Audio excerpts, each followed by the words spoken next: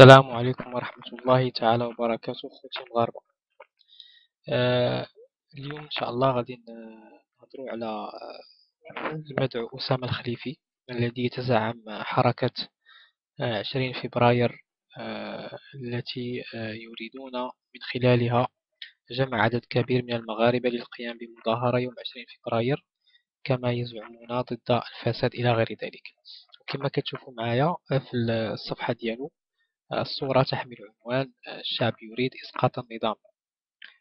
مع العلم أن النظام المغرب هو نظام ملكي، وأنا كنقول ليه هضر غير على راسك أن الشعب المغربي لا يريد إسقاط النظام، فجميع المغاربة يحبون وطنهم ويحبون النظام الملكي ويحبون الملك محمد السادس نصره الله، فلا مجال لكي تتكلم على لسان المغاربة وتكلم عن نفسك فقط. كما كتشوفوا معي الآن هنايا الصورة ديالو الشخصية، على صفحته. غادي نمشيو نشوفوا إن شاء الله بعض المعلومات اللي دايرها في الصفحة ديالو. من بين الأشياء التي يهتم بها هي جميعا من أجل إحصاء لا دينيين، وأيضا لا لثقافة النقاب والحجاب وعذاب القبر. إذا هذا الشخص يريد يمكن العداء للدين الإسلامي. كما كتشوفوا كتلاحظوا معايا بعض الأصدقاء على الفيسبوك، وكما تشوفوا هذه الصورة تحمل الصليب. غادي نمشيو نشوفوا بعض المعلومات أيضا التي توجد على صفحته. رقم الهاتف ديالو والإيميل ديالو الذي يحمل عنوان حررني يسوع.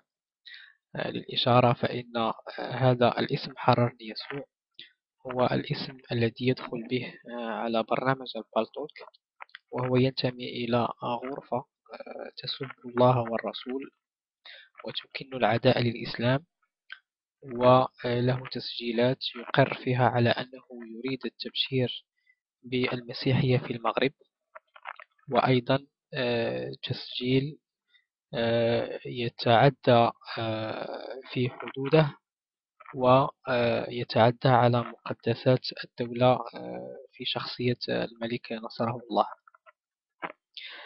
والدليل على هذا أيضا وصورة على صفحته أيضا. الصورة احنا غادي نشاهدوها الآن إن شاء الله. الصورة كما تلاحظون تحمل عنوان الديمقراطية أو الرحيل إلى السعودية. غادي نكبروا إن شاء الله الصورة. كما كتلاحظوا معايا الصورة بدون تعليق، الصورة معبرة جدا وتبين نوايا هذا الشخص وما يريد القيام به. إذن فأنا أقول له أيها المدعو أسامة الخليفي، فإن المغاربة هم الذين سوف يتصدون لكم. إذا قمتم بهذه المظاهرات فإن الشعب المغربي، كما أقولها باللغة الدارجة، ولاد الشعب هم اللي غادي يوقفوا لكم. فالمغاربة جميعا يحبون وطنهم ويحبون الملك محمد السادس نصره الله.